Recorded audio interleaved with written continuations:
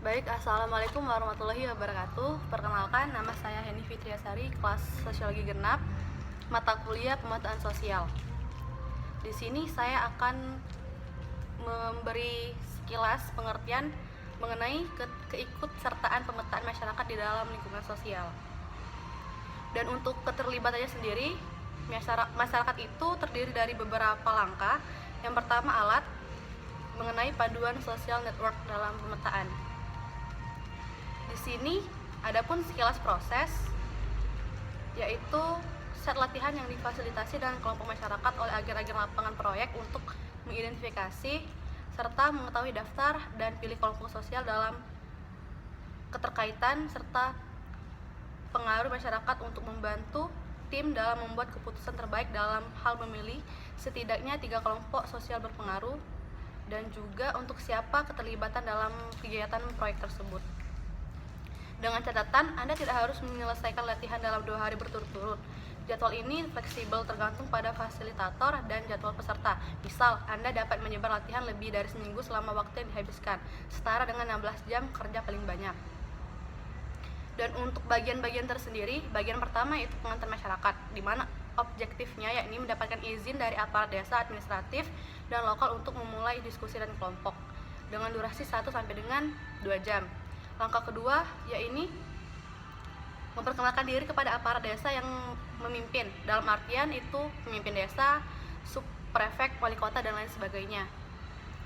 Dan langkah terakhir yakni mengatur pertemuan dengan perwakilan masyarakat dan perwakilan dari kelompok yang diundang oleh organisasi Anda untuk bagian selanjutnya.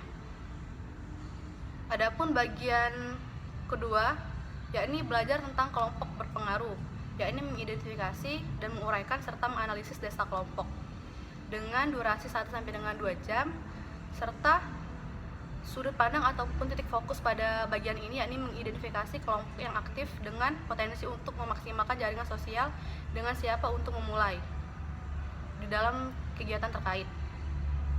Di sini adapun pesertanya yakni perwakilan masyarakat yang diidentifikasi dalam bagian 1, yakni sampai 8 sampai dengan 10 orang dan diundang oleh organisasi Anda.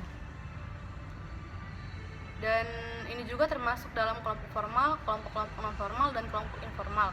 Yang paling penting adalah bahwa mereka adalah kelompok yang berkumpul secara teratur ataupun terlepas dari frekuensi pertemuan. Ada beberapa step lagi, akan tetapi saya meringkasnya menjadi singkat dan langsung saja ke bagian terakhir, di mana fasilitator observasi panduan dengan grup. Seperti contoh, yang pertama, dalam pertemuan tersebut, untuk apa sih kalian menggelar dan mampukah kalian sebagai anggota dalam menggalang terkait topik terkait. Dan yang kedua, bagaimana diskusi pergi dalam kelompok, dalam artian bervariasi sudut pandang, menghormati di antara mereka dengan berbagai sudut pandang dan lain sebagainya. Dan yang ketiga, apa sih yang Anda amati tentang kohesi sosial dalam kelompok, dan apakah ada perbedaan atau pertentangan antara anggota kelompok selama diskusi.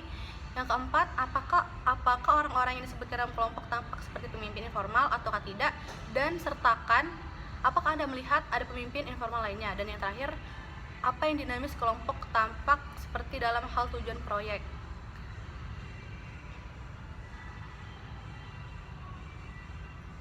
Dan yang terakhir itu panduan dalam pelaporan alat. Di sini ada contoh pelaporan alat seperti ini. Saya tidak bisa menjelaskan secara detail karena saya juga masih belajar.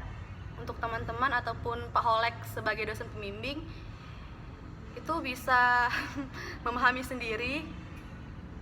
Dan itu saja sih.